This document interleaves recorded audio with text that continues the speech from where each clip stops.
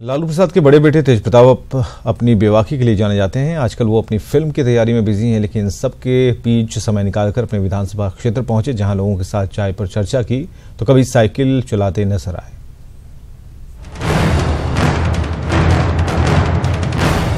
तेज प्रताप यादव आजकल अपने फिल्म के लिए सिक्स पैक बना रहे हैं, जिसके लिए वो रोज जिम में घंटों पसीना बहाते हैं। लेकिन इन सब के बीच वो राजनीति में भी काफी सक्रिय हैं। तेज प्रताप का कहना है कि वो ऑलराउंडर हैं और सब कर लेते हैं। घोड़सवारी भी करता हूँ, ऐसा बात नहीं है। स्विमिंग भी करता हूँ, जिमिंग भी करता हूँ, सब चीज कर लेता हूँ। मैं ऑलराउंडर हूँ। तेज प्रताप वैशाली के महुआ अपने विधानसभा क्षेत्र पहुंचे, जहां उनके कई रंग देखने को मिले। सबसे पहले वो स्थानीय लोगों के साथ चाय पर चर्चा में शामिल हुए, फिर निकल पड़े साइकिल की सवारी करते गांव की तरफ। गांव में वो एक मंदिर में रुके, जहां के हालात देखकर उन्हें बड़ा दुख हुआ और खुद ही मंदिर की सफाई शुरू कर दी। इस मौके पर मंदिर के नाम पर राजनीति करने वालों पर लगे हाथ निशाना भी साध दिया। भाजपा वाले, बजरंग दल वाले केवल नाम के लोग हैं। ये मंदिर का रक्षा करना नहीं जानते हैं। मंदिर का रक्षा कैसे किया जाता है? यहाँ मंदिर देखिए, प्राचीन मंदिर है, 1000 वर्ष पुराना जी सर। उसका खंडित हो गया है, टूट चुका है, लेकिन इस मंदिर को मैं निर्माण कराने का काम करूंगा। तेज प्रताप ने मंदिर निर्माण कराने का वादा किया और फिर एक महिला की झोपड़ी में गए, उनका हालचाल जाना। महिला ने घर को लेकर तेज प्रताप से विनती की, तब उन्होंने अधिकारियों की फोन पर क्लास लगा दी और जल्द इंदिरा आवास के तहत मकान निर्माण कराने को कहा।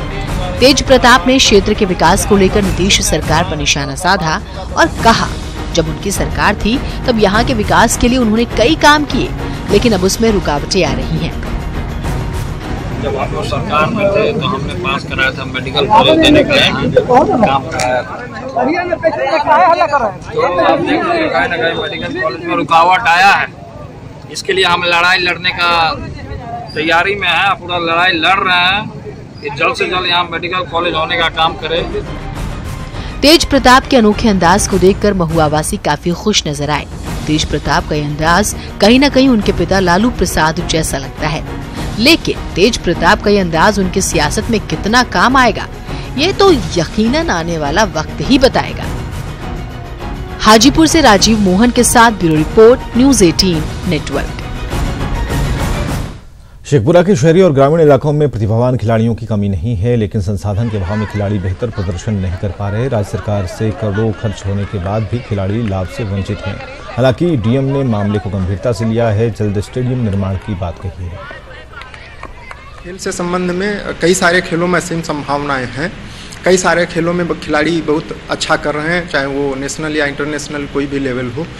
प्रखंड स्तर पर स्टेडियम बनाने के लिए राज्य सरकार की योजना है, उसके लिए पत्र आया भी हुआ है, तो हम लोग इसको चिन्हित करा रहे हैं भी जगह, ताकि कर सकते हैं, ताकि उनको फिर जिला से और राज्य स्तर पर आगे बढ़ाया जा सके, उनकी हम लोग पहचान करें। गया के दिव्यांग युवा दंपति का जीवन संघर्ष अपने आप में अनोखा है। पति अजय और पत्नी अनीता दोनों दिव्यांग हैं। इसके बावजूद बिना किसी सहायता के अपने और अपने 2 बच्चों का भरण पोषण कर रहे हैं, जिसके लिए इन्हें कठोर परिश्रम करना पड़ता है।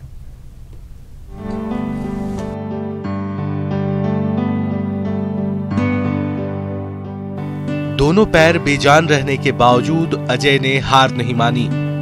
बचपन में ही पिता की अर्थी उठने के बाद अजय ने अपना जीवन अपने अनुसार जीने की ठानी थी। पहले ट्राईसाइकिल पर सब्जी बेचना शुरू किया और उसके बाद कई काम किए। शहर के ही एक पेट्रोल पंप पर अजय गाड़ियों के पहिए में हवा भरने का काम करता है। तो सरकार से गुजारिश है कि बहुत विनती करते हैं कि हमको सरकारी जमीन गया डेल्हा धनिया बेचा में बहुत पड़ा हुआ है, कहीं दे दें हमको, एक ही रूम बना के दे दें, सिर्फ रहने के लिए दे दें, तो बच्चा पालने के लिए। इनकी हालत पर तरस खाकर एक रिश्तेदार ने सस्ते किराए में एक कमरा दे दिया है। हालांकि यहाँ पानी की दिक्कत है, जिसके लिए अजय को कठिन मेहनत करनी पड़ती है। दांतों से पानी भरे बाल्टी को उठाकर घर के अंदर लाना पड़ता है। बावजूद इसके अजय अपने दोनों बच्चों के साथ खुशी खुशी जीवन बिता रहे हैं। बहुत दिक्कत है, खाना बनाने में भी है, बाल बच्चे का पोषण में बहुत दिक्कत है। फिर भी तुम लोग अपना काम कर ले रहे हैं? हाँ, फिर भी हम लोग अपना काम कर लेते हैं। अच्छा, सरकार की तरफ से क्या चाहती हो कि सरकार क्या मदद करे? यही चाहते हैं कि घर मिल जाता और क्या। ऐसे लोगों की मदद के लिए सरकार कई योजनाएं चलाती है, लेकिन इस दंपति को सरकार की तरफ से घर तक की व्यवस्था नहीं की गई है। बावजूद इसके इस दिव्यांग दंपति का जीवन संघर्ष लोगों के लिए मिसाल बना है। Bureau report, news 18। बात मधुबनी जिले के उस युवा कवि की जिन्होंने मुश्किल हालातों और तंगहाली से जूझते हुए भी कभी अपने कलम को विराम नहीं दिया। धर्म मजहब के नाम पर षड्यंत्र रचैया क्यों हमर देश के भीतर आबि कऽ आतंकवाद के गाछ रोपैया क्यों। हम भारतवासी शेर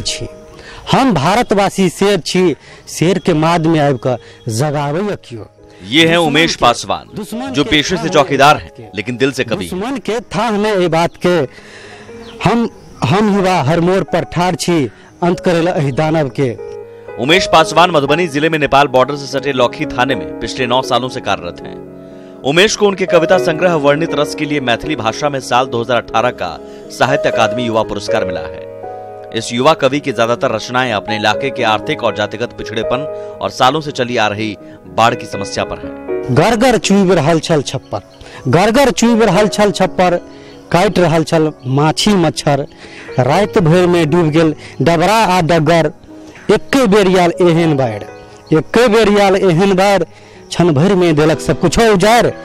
उमेश के जीवन के उतार चढ़ाव ने ही उनकी कविता के लिए जमीन तैयार की। उमेश ने अपने पिता और मां को दूसरे के खेतों में मजदूरी करते देखा है।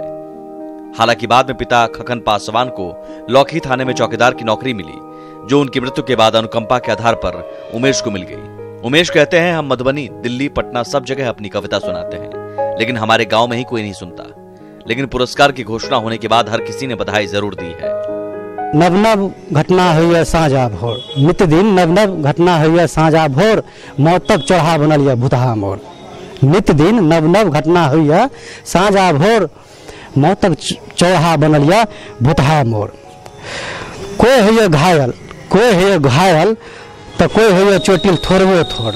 दिलचस्प ये है कि उमेश की मां अमेरिका देवी को भी बेटे उमेश का युग कविता में उलझे रहना पसंद नहीं था। वो बताती हैं, बचपन से ही लिखता रहता था। हमने बहुत समझाया, पढ़ाई पर ध्यान दो, फकरा लिखने से क्या होगा, लेकिन ये ध्यान नहीं देता था। जब टाइम मिले फकरा लिखता था और हमें सुनाता था। जब सबके नीक लगे छे, पूरा गाँव सब समाज के नीक लगे छे, हमरो ओइसे बढ़िया लगे छे। उमेश ने फैसला किया है कि जो उन्हें पुरस्कार की राशि मिलेगी वो शहीद सैनिकों के बच्चों की मदद के लिए सरकारी कोष में जमा कर देंगे। इतना ही नहीं, वो अपने गांव में एक निःशुल्क शिक्षा केंद्र भी चलाते हैं, जहां बच्चों को मुफ्त में शिक्षा देते हैं। रात में आधी रात के उठ के भी कविता लिखने लगता। हमें उतना अच्छा नहीं लगता था, हम इनको बोलते थे आप रात को काहे उठ के कविता सब लिखते रहते हैं, तो ये बोलते कि जब मन में आ जाता है ना तो हम लिख लेते हैं। तब हमें ये नहीं पता था से इसको इतना बड़ा अवार्ड मिलेगा। प्रतिभा कभी बड़े शहरों और संपन्न परिवारों की मोहताज नहीं होती, और इस बात को एक बार और सच कर दिखाया है युवा कवि उमेश पासवान जी ने। अमित रंजन, न्यूज 18 मधुबनी। और चलिए सीधी तस्वीरें आपको दिखाते हैं पौधारोपण की, जहां रघुवरदास पहुंचे हैं अभी कुछ ही देर पहले, और वहां से सीधी तस्वीरें आप देख पा रहे हैं।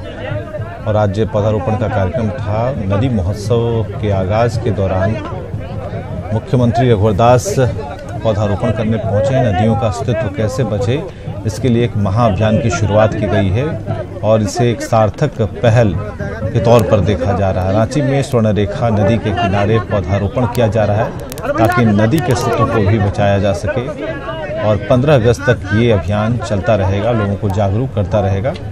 तो ये सीधी तस्वीरें हम आपको दिखा रहे हैं झारखंड के सीएम रघुवरदास की तस्वीरें, जहां नदियों को बचाने के लिए एक सार्थक पहल उन्होंने की है, एक मुहिम चलाया, महाअभियान चलाया है, जिसके तहत स्वर्णरेखा नदी के किनारे पौधारोपण आज मुख्यमंत्री के हाथों हुआ है। और 15 अगस्त तक नदियों के किनारे पौधारोपण का कार्य चलेगा, अभियान के तौर पर चलेगा, जिसमें कई लाख पेड़ लगाने की बात कही जा रही है। तो सीधी तस्वीरें हम आपको दिखा पा रहे हैं सीएम रघुवरदास की सार्थक पहल के तौर पर, जब उन्होंने स्वर्णरेखा नदी के किनारे पौधारोपण किया।